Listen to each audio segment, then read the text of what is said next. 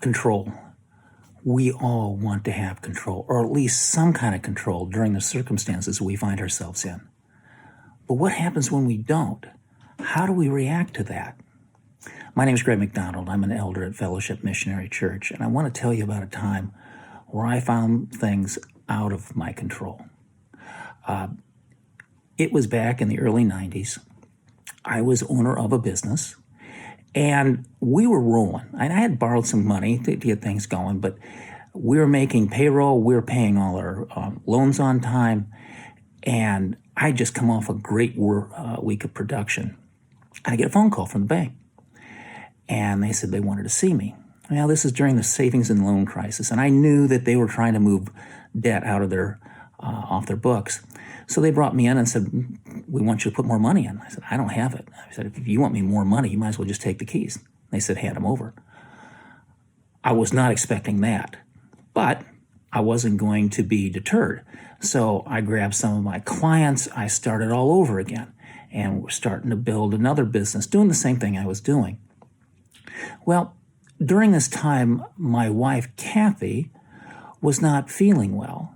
And the doctors are checking her out, trying to figure out what was going on. And finally, they decided to do exploratory surgery. I will never forget the moment when I was standing in the lobby of the old Lutheran hospital, and they walked in, the surgeons that is, and said, "Hey, your wife is full of cancer. There was nothing we could do about it." And I thought, "Okay, what's our next step?" And they said, "Well, we can start chemotherapy, really. We don't expect her to last 2 weeks." I was stunned. What does one do with that kind of news?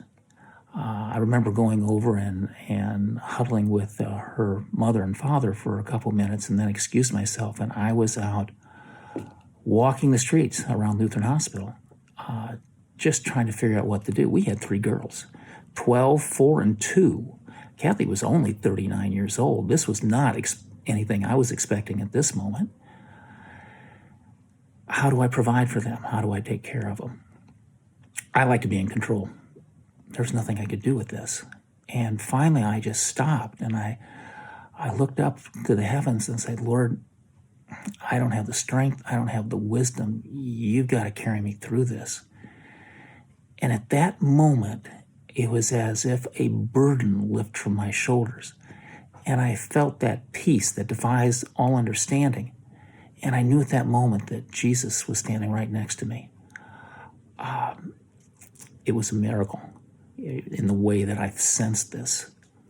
Hebrews 11:1 says, "Faith is being sure of what you hope for and certain of what you do not see." Let me say it again. Hebrews 11:1. Faith is being sure of what you hope for and certain of what you do not see. I knew at that moment Jesus was standing next to me. And my faith, I'll confess, was not that great. But at that moment, it was galvanized because I knew he was there. He gave me the strength to keep moving.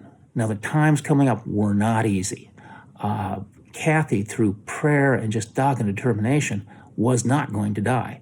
She had girls to live for, and she was bound and determined to beat the cancer. We spent months in the hospital.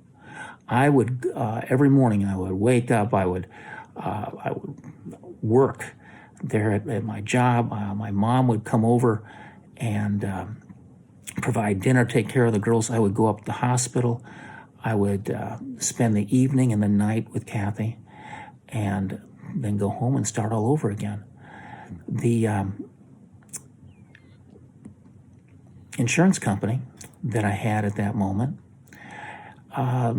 said that her condition was pre-existing, and so they denied all claims with this. And when Kathy passed about a year later, I was stuck with the hospital bills and the bills from my failed business. I was nearly $1 million in debt. The only thing I knew to do is declare bankruptcy. But God had us through that period of time. A couple years later, I met my current wife, Elizabeth, and a couple years later after that, we got married. And after an adjustment period, we really hit our stride, and now we are flourishing. We have been blessed, but it was not an easy time. God had us, and I thank Him that He did, because it was hard. Let me tell you one more thing. A few years ago, I was at a party, and the host introduced me to a woman there. And when he said my name, her eyes flew open, and she came over and gave me a hug. And I was startled. And she said, "You probably don't remember me, but I was a nurse on the floor where your wife, Kathy, was. Every day, I and the rest of the nurses there saw you. You always had a smile on your face. You seemed to move through this in a way that people just don't. You never complained. You never got angry. You just loved her. And we saw it, and we marveled at it." Well, it wasn't me.